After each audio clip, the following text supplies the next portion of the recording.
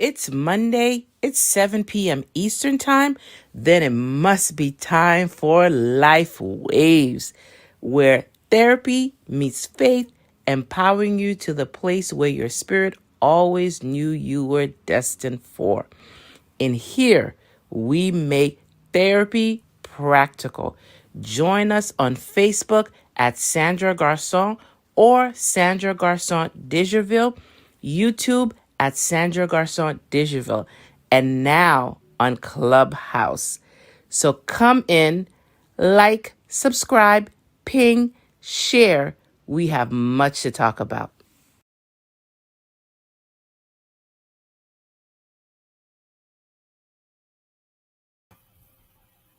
Welcome, everyone tonight. Thank you so much for those of you guys who are joining us on Facebook, on the ministry's Facebook page, on YouTube, and also on Clubhouse.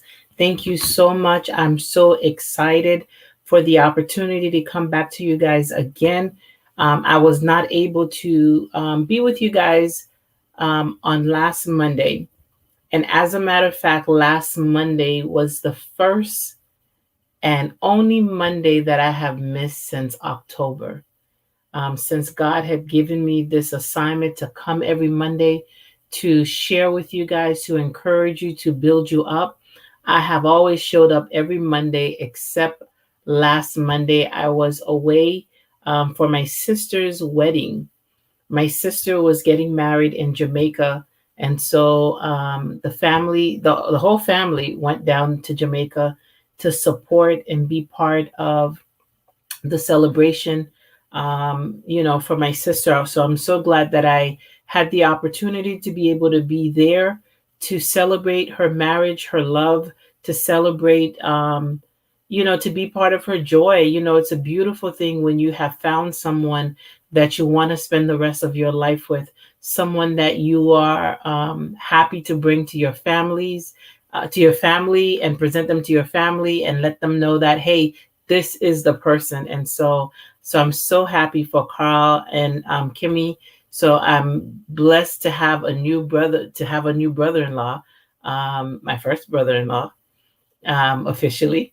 And so I have another one coming next year, and a couple more because I have about 6 sisters. So one sister down. And so I have 5 more to go to get married. And so I pray that God would send them godly husbands, men that genuinely love God and love them and love themselves. Sometimes you get in relationships with men that they don't love themselves. They pretend they love themselves. They act like they love themselves, but they don't really love themselves, because loving oneself, hi, Eddie, welcome. Because loving yourself shows by the way you treat yourself, by the way you honor yourself as a man and carry yourself as a man. It's not simply in the kind of clothes you wear or the shoes or if you're smelling good or any of these things, but it is about your character and the things that you stand for. That's what testifies rather that you love yourself, and that's a testament. And so I'm so excited for my sister and for Kimmy, my sister, and Carl, who just got married last week. They're still in Jamaica enjoying their wedding. And so I'm excited about that. Tonight, we're going to continue our conversation. Welcome for those of you guys who are logging on. Please share. Please share. Thank you so much. I so appreciate you, Eddie, for being such a great fan and a friend in sharing the content. And so I know you're not on here because you're for flattery. You're on here because you get something out of what I share. And so I'm so blessed that I'm able to be a blessing into your life and to the lives of those of you guys who are watching. So we are live on Facebook, on YouTube, and on Clubhouse. And so definitely check out Clubhouse. There's so much conversation going on that's encouraging, empowering, and in line with what we're talking about here too tonight. And so we had started the series. Thank you so much, Eddie. We had started the series on the family. And so we had been talking about the last couple weeks about build healthy building blocks to building blocks, healthy building blocks in building your family, and things that are important. As Sandra Garson Live goes, so goes Monday night.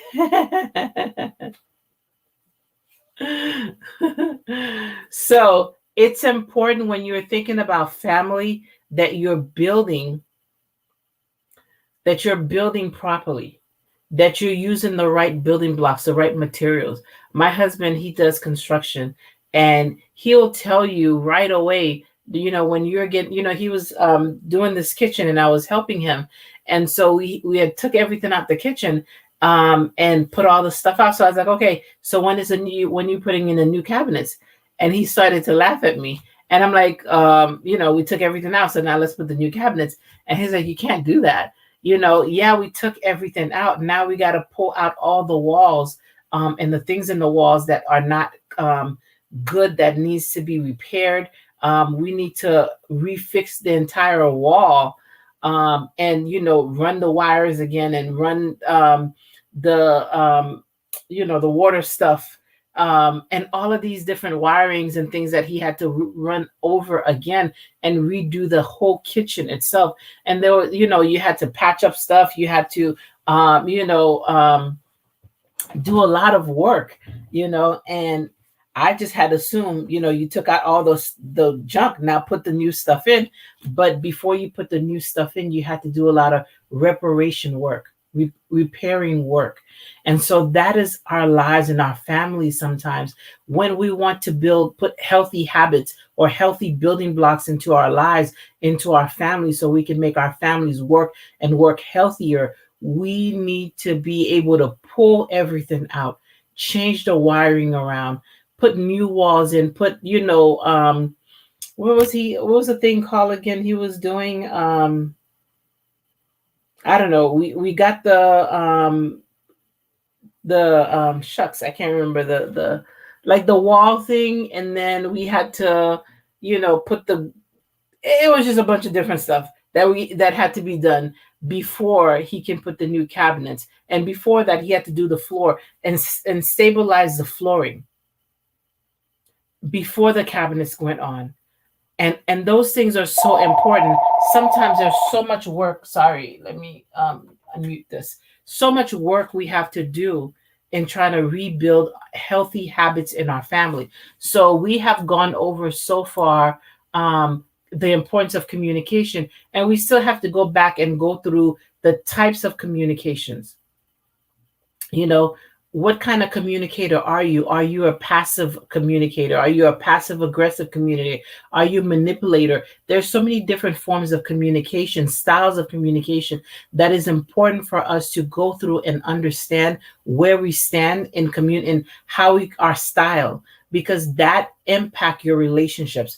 And so togetherness, the importance of being able to connect to each other, to share values and beliefs, and to create this sense of belongingness and bonding. I've, in my years as a social worker and therapist, I've worked with so many people, so many people, families that they didn't feel comfortable with each other, that they were sisters, they were brothers, they were cousins. That's my moms and them, that's my uncles, but they didn't trust one another. They didn't trust one another, and they felt that that my sister's always out to get me, my brother's always out to do. And it's just very sad that the sense of togetherness was not there. And when you're thinking about your family, it is important. Those building blocks, they are for families that you are establishing right now. Some of you guys are getting married or have gotten married and you're trying to establish your family. These are very, very important building blocks to put into your family. Those of you guys who have already established families and you don't possess any of these building blocks within your family, well, they're important for you to now impart those in your family and put those in, because they're what's going to help ensure your family stays together, and not just simply staying together, but are able to grow and develop properly. affection, is more than just words. Affection, hugs and kisses, and being thoughtful. Those are so super important for us to extend to one another. Support, asking some people, you cannot imagine how many people I've worked with. And when we're talking about trying to build a support system, that they can't trace anyone in their families to add into their support system. Who is your support system? And what about your mother? What about your cousin? What about your sisters? What about your brothers? What about those? None of them they feel comfortable to say, yeah, they'll be there for me if there was something going on. If something was happening to me, I can reach out and call them. That is so heartbreaking. If you are in a situation where you have family members and friends, and you don't feel like if something happened, you could reach out to them, something is wrong with that. And so it is important sometimes. Sometimes it's because of unforgiveness. We've done something to one another in ignorance, perhaps, and we don't know how to go back and say, I'm sorry that I hurt you. I was wrong. And one of the things that I have come to learn in my work with clients over the years is that people have a hard time accepting responsibility for something they have done when they never, and that has hurt you, when they didn't have any intentions to hurt you. Because people believe, if I didn't have any intentions to hurt you, it's impossible that you got hurt. And so not understanding that you cannot have an intention to hurt me, but your actions still hurt me. And so sometimes we got to go back and say, listen, yeah, I didn't intend to hurt you. That was never my intention. But I recognize that you got hurt out of this situation. And I apologize that you got hurt, because it's not my intention to harm you. Saying sorry, and genuinely saying sorry, it's something that is so difficult for many people, because a lot of times we don't want to take responsibility. We don't want to take responsibility for the things that we have done.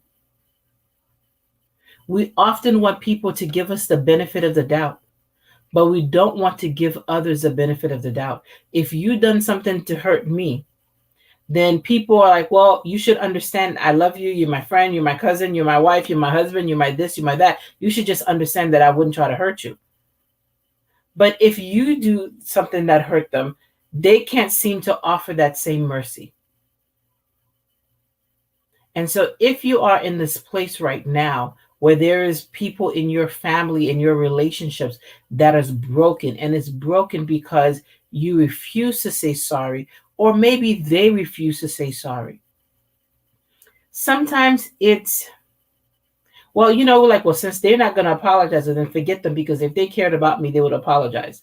Sometimes people are just in different places. I'm not making excuses for people, but oftentimes people are not in the place where they can take responsibility. And it has nothing to do with you, or nothing to do with the fact that they love you. And it doesn't change that they love you. But within themselves, there's some issues within themselves that says to them, apologizing is weakness. That says to them that they are less now. It is a distortion. And a few months back, we spent like a good 2 months going through each cognitive distortions. And cognitive distortions are, people don't like taking responsibility for their actions because people don't know how to make amends properly. Sometimes it's pride that gets in the way.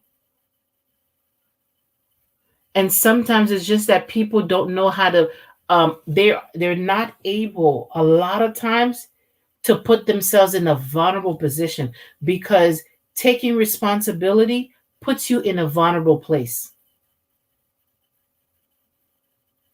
Admitting wrong puts you in a vulnerable place.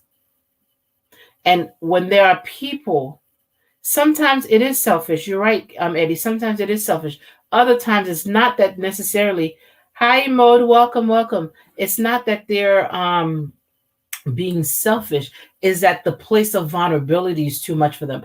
They may have been hurt in the past by others, and they cannot put themselves in a position of being vulnerable. And when you take responsibility, when you are saying you're sorry, you putting yourself in a place of vulnerability. And that can be a lot for many people. Okay. Acceptance,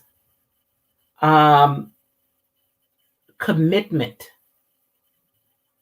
so which is another building block.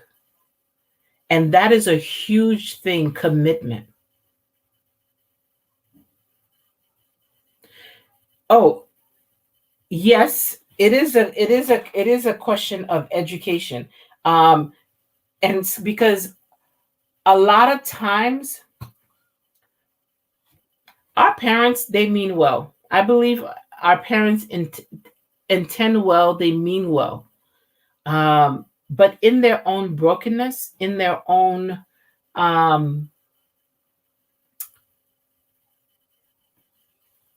brokenness, that in their own brokenness, they are not able to give us some of the tools that we need because they don't have it themselves, And so sometimes our parents are the one that are not doing the great job of giving us proper building blocks because unfortunately they themselves don't have it. They might be very able to go to work, pay the bills, put food on the table, put clothes on you. If you need money to this and that and the other one, they can do all those external things, but the internal emotional things they're not able to do. Many parents are not able to do. Because again, of vulnerability. When I say I don't know something, I put myself in a position of being vulnerable, that now something about me. A lack in me. There's something in me that is this less. And so people can take advantage of that. And oftentimes people have taken advantage of people who are just trying to who is trying to own what they did. And people use that against them. And so they're like, well, bump this. I'm not admitting to nothing no more. And we go into self-protection mode that harms us and harms the people that we love. Or should we have teach us how to apologize and take responsibility for our actions? They've always wanted us to take responsibility for our actions. They've just never been the model of taking responsibility. Outside of providing, many of our parents were good providers. So in that sense, they took responsibility of providing the stuff that you need in terms of shelter, clothing, and food and things of that nature. But the emotional and often the spiritual part of their responsibility as a parent to also model, they sometimes didn't have that, and therefore they could not show that. And they could not model that. So in terms of commitment, seeing family well-being as a first priority and acting according with commitment and loyalty. And so commitment is a decision. So a lot of people are struggling with commitment and loyalty and all this other stuff and are disloyal because they don't understand that commitment is a decision. It's not a feeling. It's not a feeling at all. It's not a feeling. It's not an emotion. None of that.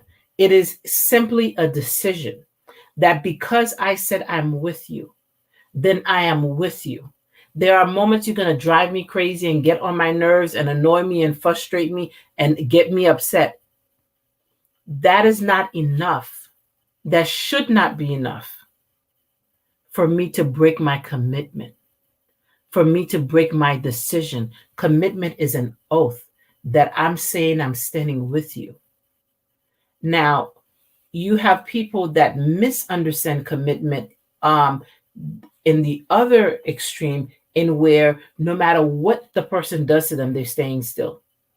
The person, hi, Duran, welcome. The person may be abusing them. So you have women who are, you know what, I'm a ride or die, I'm loyal, no matter what, I'm gonna stick right here. And then you have men that are abusing the system, and they are cheating, they are lying, they're abusing emotionally, spiritually, sexually, they're doing all kinds of craziness. And we're like, nope, I'm loyal, I'm a ride or die, I'm gonna stay right here. You better get your butt out of that. You better get yourself out of that. Loyalty does not say that any kind of way you treat me, I'm going to accept. That's not loyalty. That's not wisdom. That's stupidity. So you're not violating the commitment. You annoying me and frustrating me and getting on my nerves sometimes, that's petty stuff. Even though it can feel like, oh my goodness, I'm just going to kill this person because they're driving me crazy. That's, it's not the same as, the person cheating on you and continually. There are couples who've gone through infidelity and are able to work it out. I've sat down and counseled couples that has gone through infidelity, and they are willing to work it out. And the person who did the wrong was generally sorry, and they wanted to make changes. They were making changes, and they were taking responsibility. And I've worked with couples that had infidelity issues, and they were not doing what they were supposed to do at all. And so there's a difference. Hi, Yolette. Thank you. Welcome to. So there's a difference.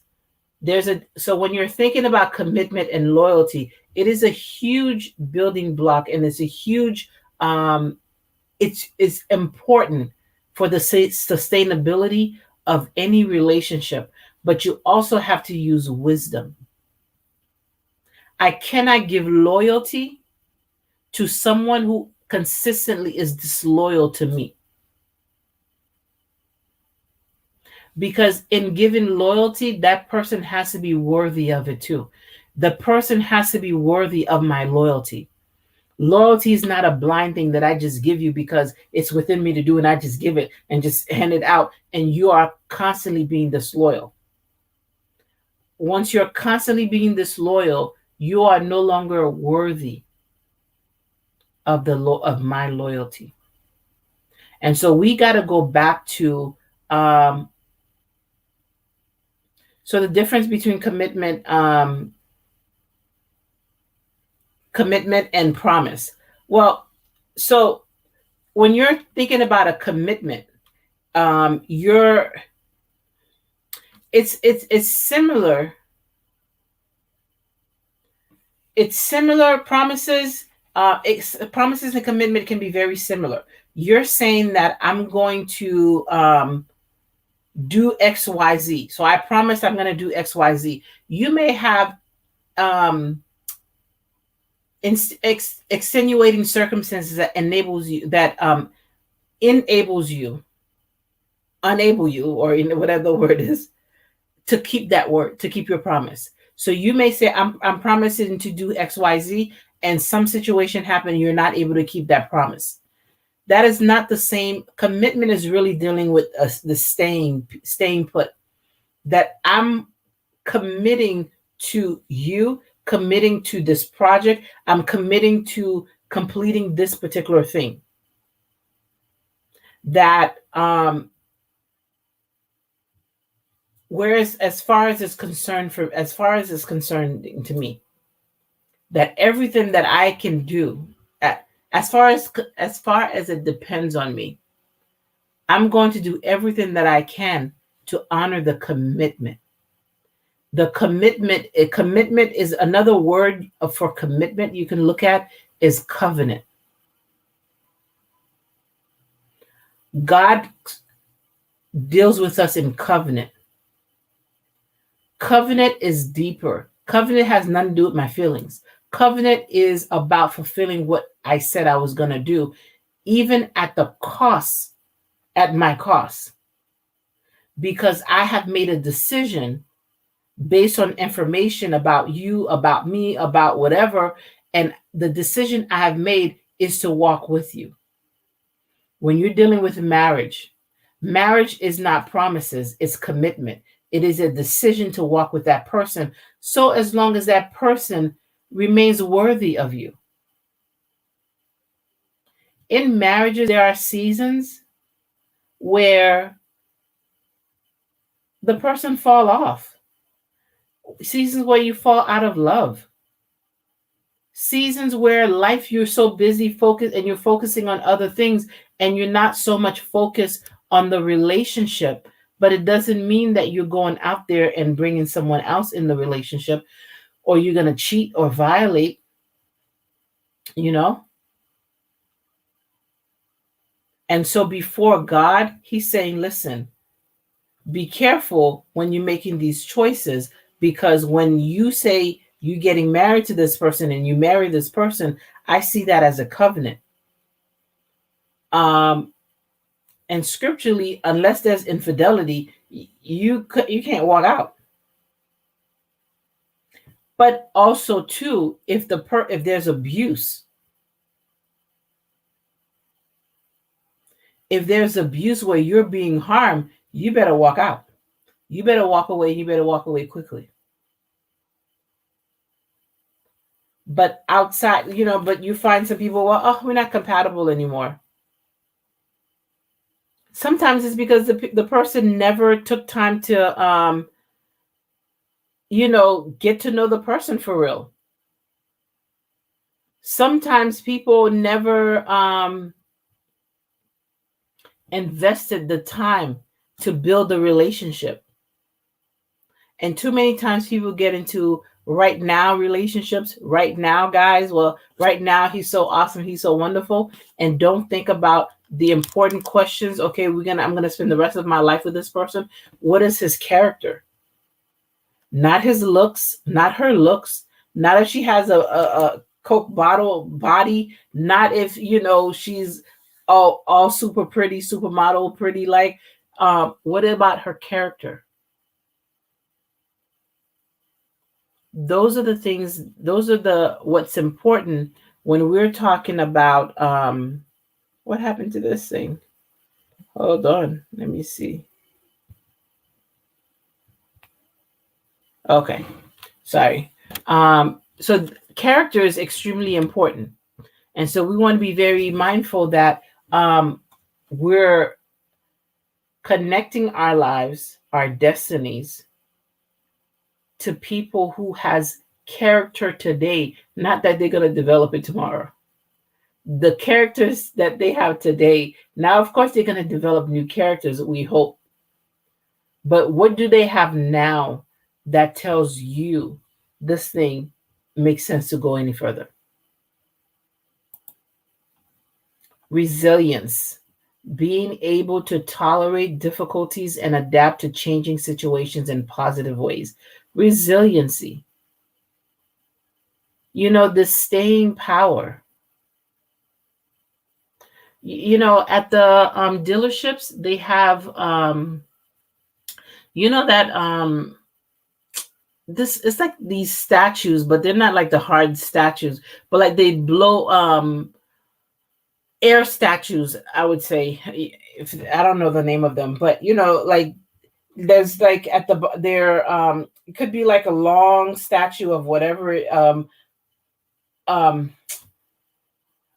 shucks, what's the names of these things?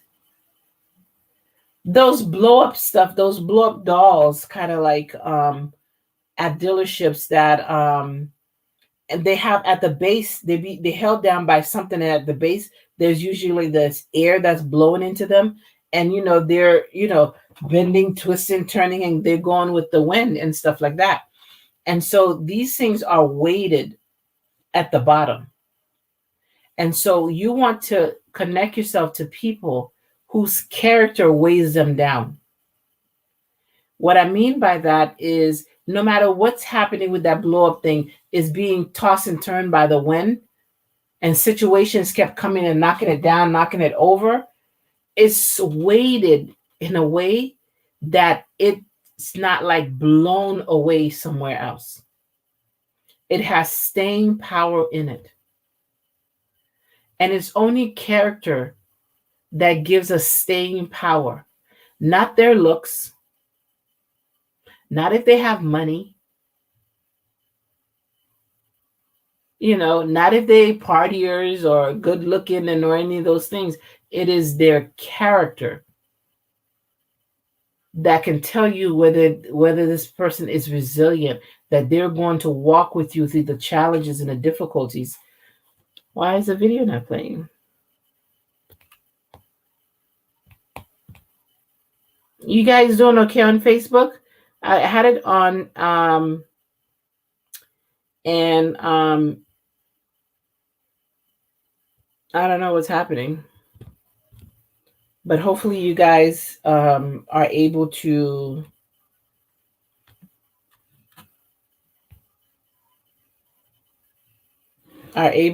see it. So those are some of the building blocks. There's a couple other building blocks that we want to look at too. Do you guys have any questions so far?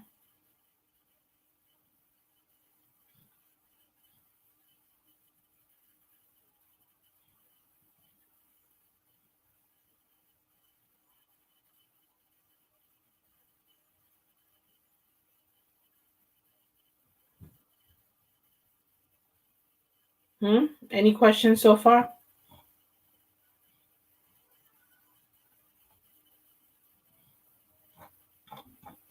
In the building blocks. So we went over the building blocks, went over communication, togetherness, sharing activities, affection, support, acceptance, commitment, and being resilient. Those are very important for us to they're very important building blocks that we want to implement in our relationships. And we got to remember, we have to make our relationships a priority. Sometimes we get into relationships and people just assume that, well, you're going to always be here, so I don't have to worry about it. And they don't take the relationship and they don't take you importantly. And so we want to not do that. We want to make sure that we are spending time and making the person a priority by giving them time, affection, communication, that we're working together as a family, that we are showing support to one another the way the person needs support. Sometimes we're giving support the way we want to give support, and it's not always the way the person whom we are in relationships with. Hi, Sandy. You don't see what well, we had just been talking about it, so I have not shared any links or anything like that. Are you so we just were talking about the building blocks, Cindy. Are you not able to hear me? Okay. So those building blocks that we talked about, they're very important in developing your relationships.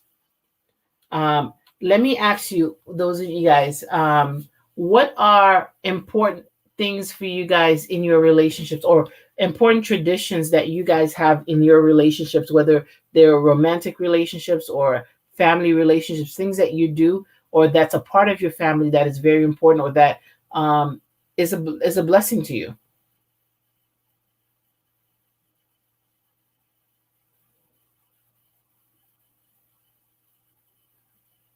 Don't speak all at once.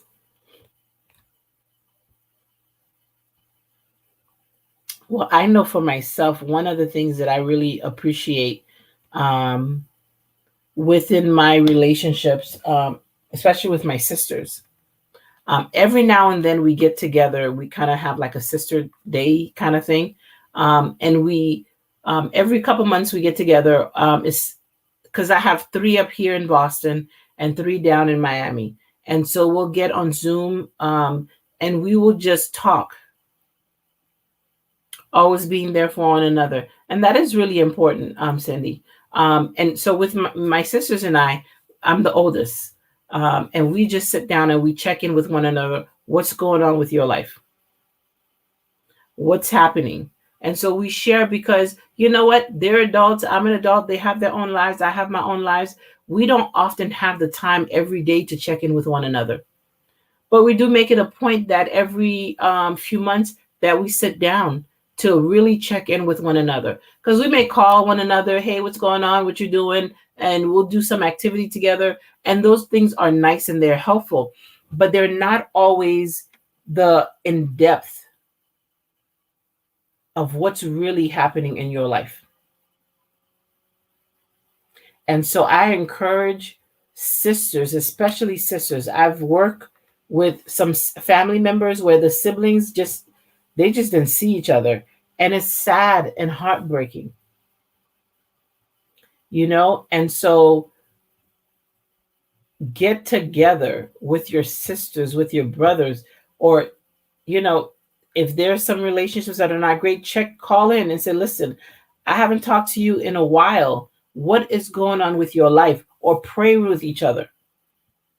Let me pray for you. What's happening with you? What's going on? Let's pray. Let's talk about, what's going on, what's happening, because those things are important, because you never know what people are really going through.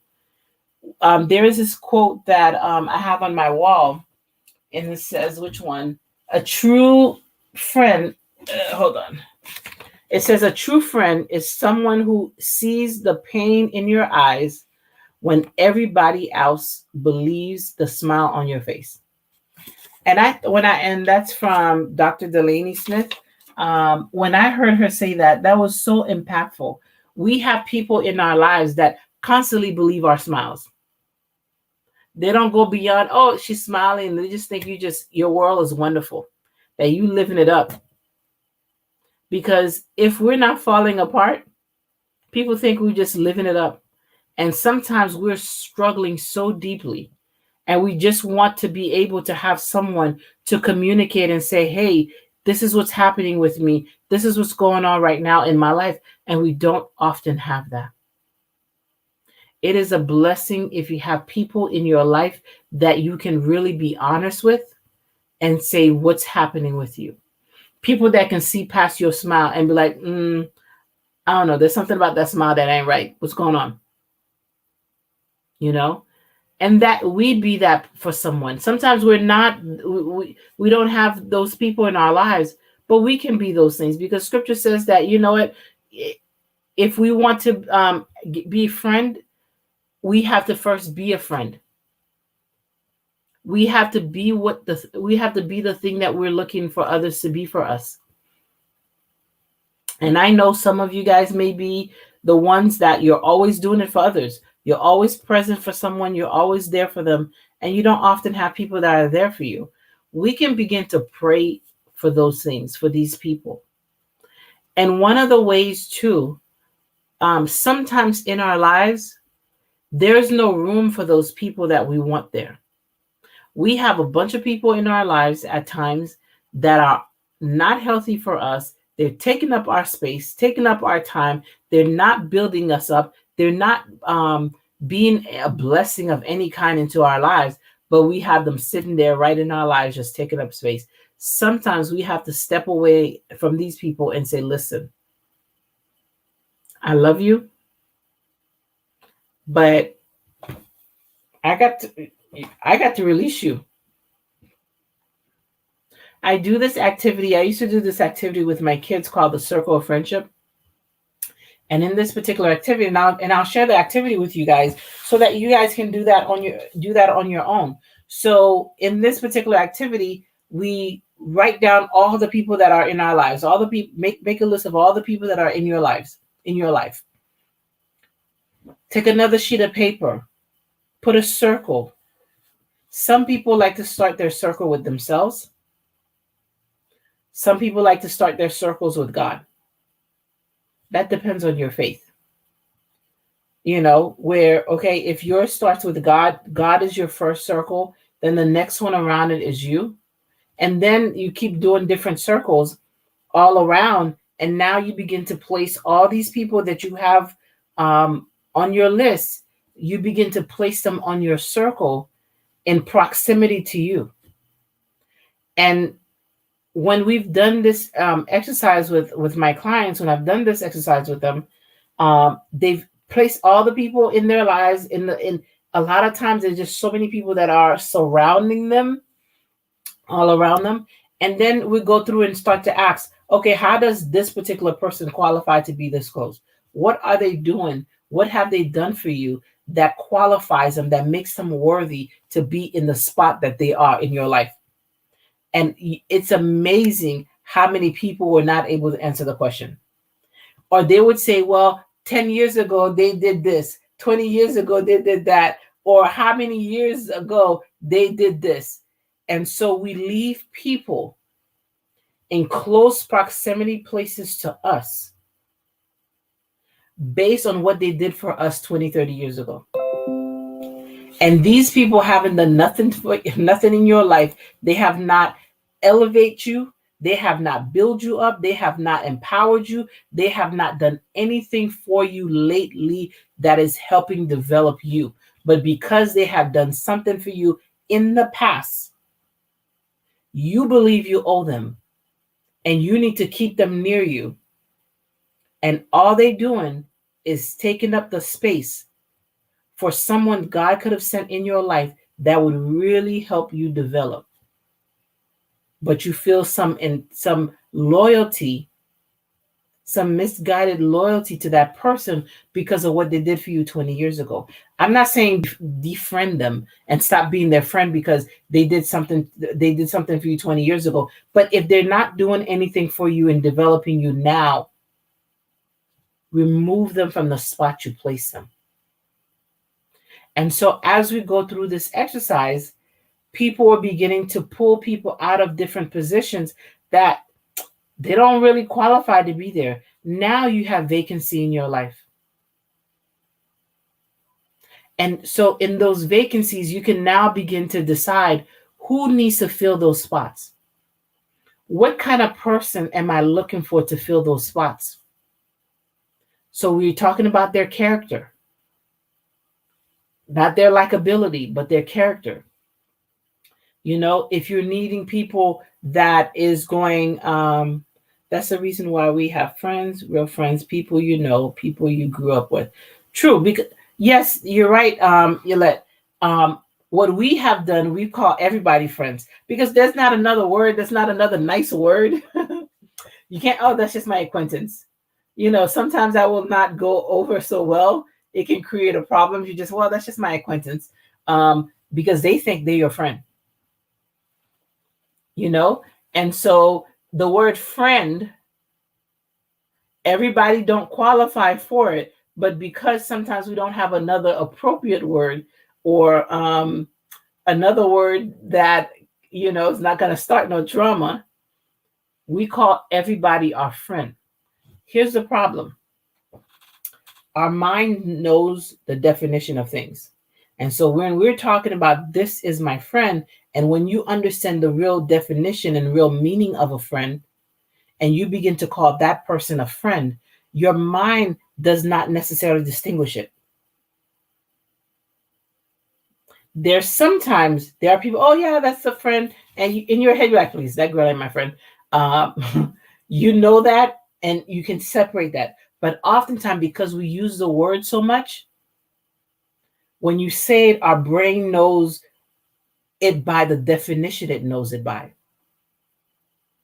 And therefore, your brain begins to assign and drive you in a level of commitment and loyalty to a person that really don't meet that in your life. But because you done already told your brain that this is a friend, and so your brain is functioning as, well, that's my friend, and this is how I treat friends. And so we have to, doing these inventory checks of ourselves constantly and seeing whether the people we are calling friends, they are worthy of that title. And sometimes we just need to readjust what our understanding of friendship is. Because sometimes our understanding of friendship is too low. Our understanding of friendship allows the wrong people in our lives. What we understand a friend supposed to be, because our definition is too low and too vague, it opens the door for more people that really don't fit the criteria. And we end up giving very valuable things and time and energy to people who isn't worthy of it. And when I say worthy, sometimes people, well, everybody is important. Yeah, everybody's important. God created everybody. Everybody has value, but there are people who are working to really develop themselves.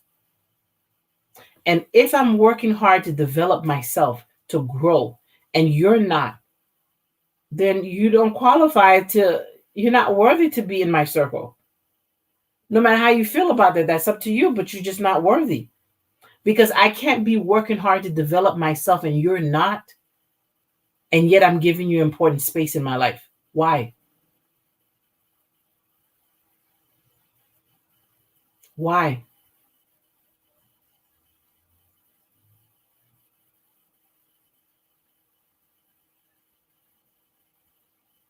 And so I have the responsibility of protecting myself emotionally, protecting myself spiritually.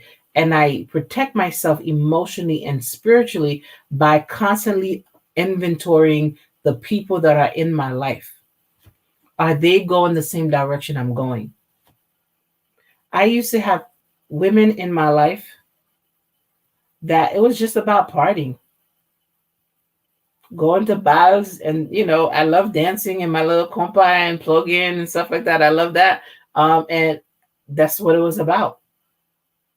What were we actually doing to empower one another, to build one another up? Nothing.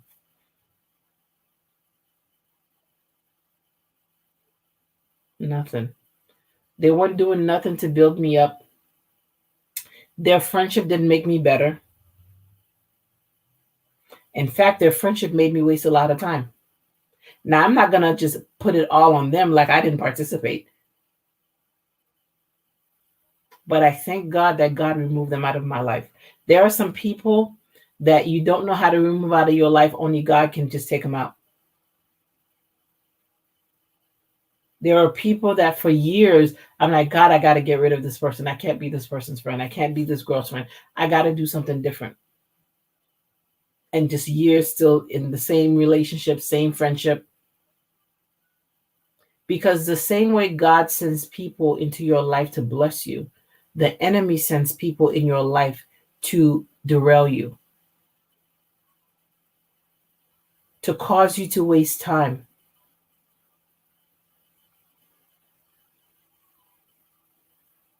There are many things that I'm now doing in my life that I just really wasn't pursuing when they were around. I wasn't pursuing them.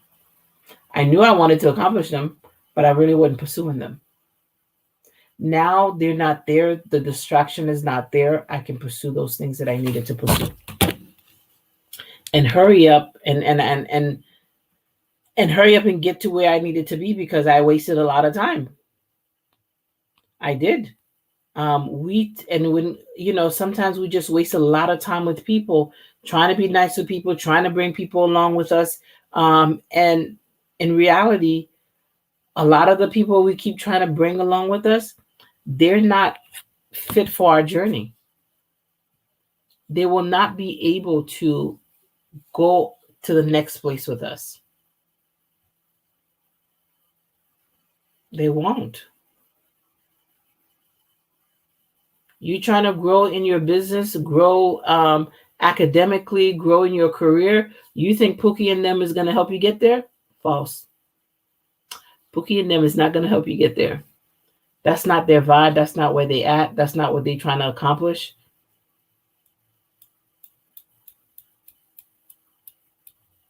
And so you need someone who is going the direction you're going, or who's been where you're trying to go, so that they can give you some guidance, so that they can mentor you.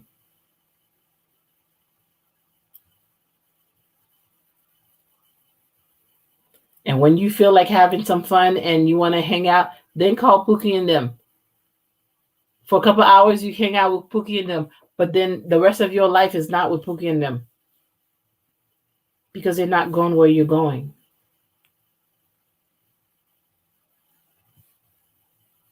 And the reality too, because our lives do not have the space. You know how on Facebook we have 50 friends, 100 friends, 1,000 friends, and some people have millions of friends and followers and all this other stuff.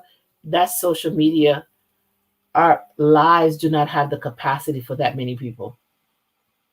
They don't. And so we have to be very mindful and on purpose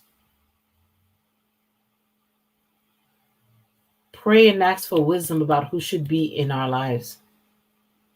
Because the wrong people will derail you. The wrong relationship can set you back years. Years being in the relationship, and once the relationship is finally over, years to heal. And that's not just romantic relationships, that's friendships as well. That's even family relationships. Just because they're family members don't mean you need to be with them. Some family members, you got to release them in love, but release them. Release them in love, but release them. Because they're not going where you're going. They're going to hinder you. They're going to cause you not to get where you need to be. And you can't get upset at the end of the day when you couldn't get where you got to go. Is this helping anyone tonight?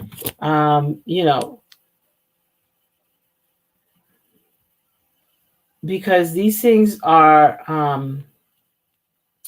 and I have to say for myself, as a therapist who had been working years and years with people and teaching them all these different things, and I had to look at my own life and be like, wait a minute, why am I not applying the stuff I talk to my clients about?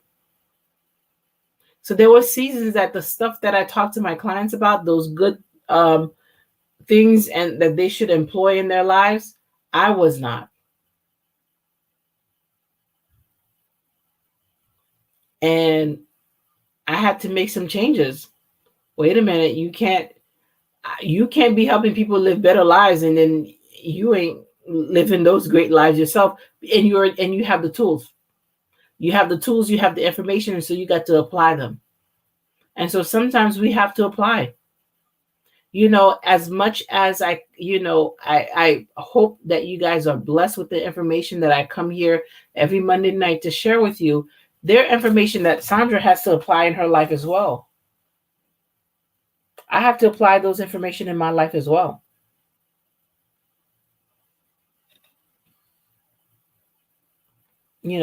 And so I don't come tell you stuff that I'm not applying. There are things that I have applied that I am applying, because none of us has arrived anywhere. None of us is a finished work. We continue to be to grow and to develop, but we do have to take some responsibility of where we are.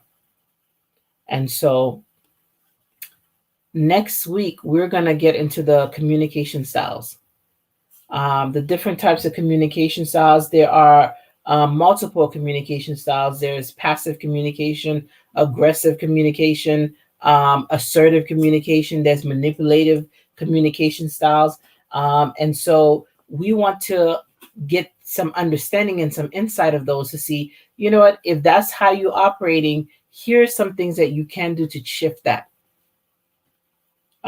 Because those things are important, that we are properly communicating and we're developing a healthy communication style, because our lack of not doing that is hurting us. And so, I'm privileged to come here every Monday night and share. For those of you guys who are not aware, on August 4th, I will be heading out of here to Johannesburg, South Africa. I'm so excited about that. So super excited. And I will actually be there for 2 weeks. Originally, I was going to be there for just 1 week. And so I'll be there for 2 weeks in Johannesburg, South Africa on my very first missionary trip. For years and years and years, I had wanted to do missionary work, but life happened and it just kind of like, I just kind of forgot about it or moved on with my life or whatever the case was. And about a month or so back, the Lord just resurrected that dream for me. And I'm so excited. So I am raising funds for my trip. In addition to being out there for 2 weeks, we're asked to bring a couple of things, to be a blessing to the people. So we're going to feed orphans, bring school supplies, bring clothing and other toiletry items for them. We're going to minister to them. I'm going to get the opportunity to do some counseling, provide some counseling with women and young girls who have been traumatized, who have gone through gender-based violence. So I'm excited to be able to sit through them, as I'm a sexual trauma survivor myself. And so being able to sit and talk with people that have gone through these type of traumas, and they've gone through some atrocities, gang rape and all these other things. And so I'm privileged to be able to sit and offer some counseling to these women and to these young girls, and do some trauma work with them. I'm so excited, so excited. So the information is on, I guess I don't have it on there. Let me see if I can,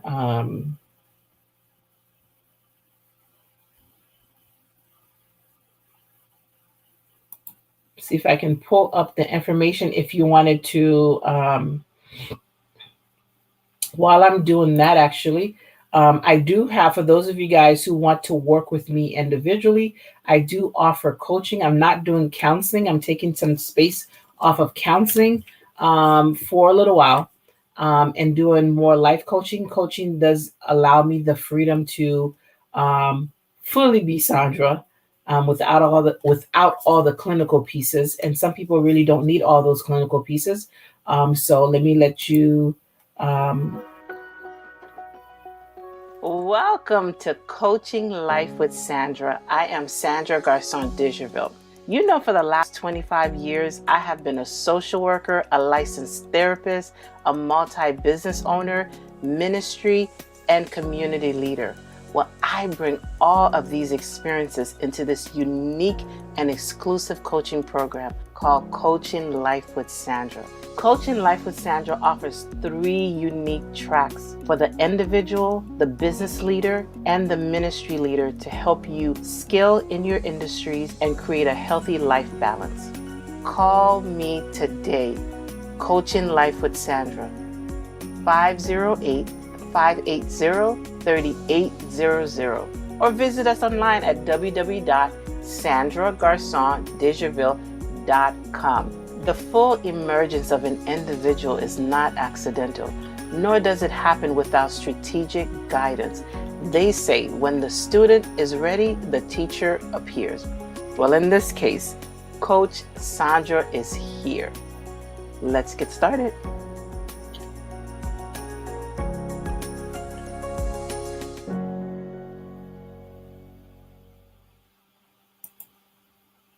All right.